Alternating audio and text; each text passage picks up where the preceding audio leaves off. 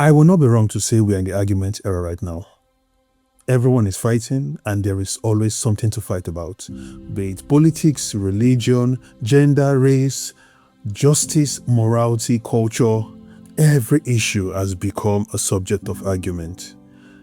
And then in war, people slowly stop seeing their opponents as human beings. Now, answer this. When does conviction becomes cruelty? Because you see, somewhere along the line, many people stopped pursuing truth and started enjoying the destruction, the visceration of their opponents. There is something intoxicating about feeling morally correct, especially publicly, most especially online. Even more so when thousands of people applaud your position. The like and comment and shares validate you. Being right can quietly feed pride. People begin to speak with certainty but without mercy. Correction becomes about humiliation. Debates deteriorate to dehumanization. Truth becomes a weapon instead of a light. And for me, the frightening part is this. Someone can defend a righteous principle while carrying an unrighteous spirit.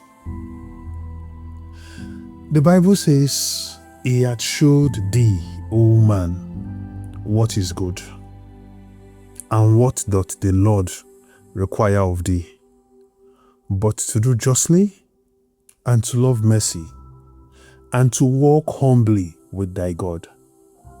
That's in Micah 6 verse 8. Justice, mercy, humility. Not justice without mercy, not mercy without truth, not conviction without humility. God requires all three together. But as humans, we constantly separate them. At the same time, people are becoming so obsessed with defending the truth that they forget the purpose of truth entirely. Truth is meant to restore. It's meant to guide. It's meant to reveal reality. But when truth becomes disconnected from compassion, people begin using it to dominate others emotionally. So if I'll ask you, are people defending principles or protecting their ego through ideology? Because ideology can become identity very quickly. And once that happens, disagreements start to feel personal. If I ask you that, can others become morally passionate and spiritually cold? You will say yes. But ask yourself that same question. Can you be morally passionate and spiritually cold? The answer remains yes. History has proven it repeatedly. People have defended nations without compassion. They've defended doctrine without compassion. They've defended morality without compassion. And they're still doing it today. You see, the Pharisees in the time of Christ, they knew the scriptures extensively. Yet, they failed to recognize the heart of God standing in front of them. Why? Because knowledge without truth hardens the heart.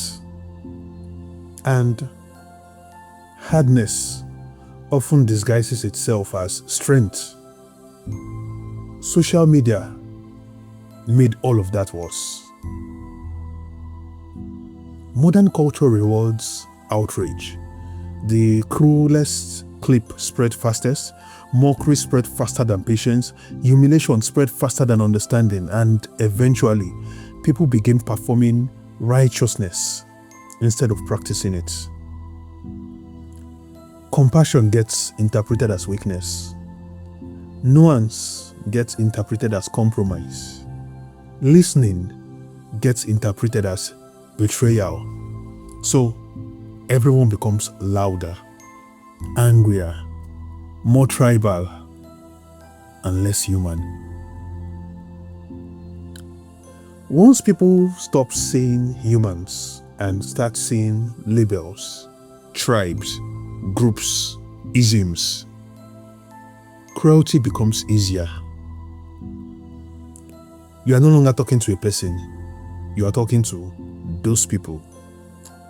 The lefts, the rights, liberals, conservatives, them. And we are us. And we are always right. You see, once someone becomes them, empathy weakens. Ask yourself, can you genuinely love your neighbor while secretly enjoying their humiliation? Because many people claim to defend righteousness while celebrating emotional destruction. That is not justice. That is vengeance wearing a moral language. Jesus never compromised truth. Yet sinners approached him. And that matters now more than ever. Why? Because truth without compassion repels wounded people before transformation can even begin. Jesus confronted sin fiercely, yet he also wept. He fed people. He touched lepers. He showed mercy. And somehow, we modern believers, we often act as if compassion would weaken our conviction. The Bible never taught that. Let's make this personal. When people disagree with you, what rises first? Understanding or contempt? Do you actually want truth to prevail, or do you simply want your side to win? Because those are not always the same thing. And some people are no longer defending morality. They are now defending their tribal identity. They are defending their church, their doctrine, their position, their truth. Truth matters.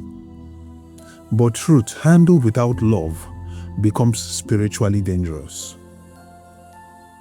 And that's not because truth itself is wrong or dangerous, but because human pride corrupts how truth is wielded, how it is handled, how it is used, and how it inevitably becomes misused. This world is already full of cruelty, pretending to be strength. The church must not join it, because justice without mercy becomes brutality. Mercy without truth becomes compromise. And humility is what keeps the both of them from becoming corrupted. So, answer this. Can you really claim to love truth while lacking compassion for people made in the image of God?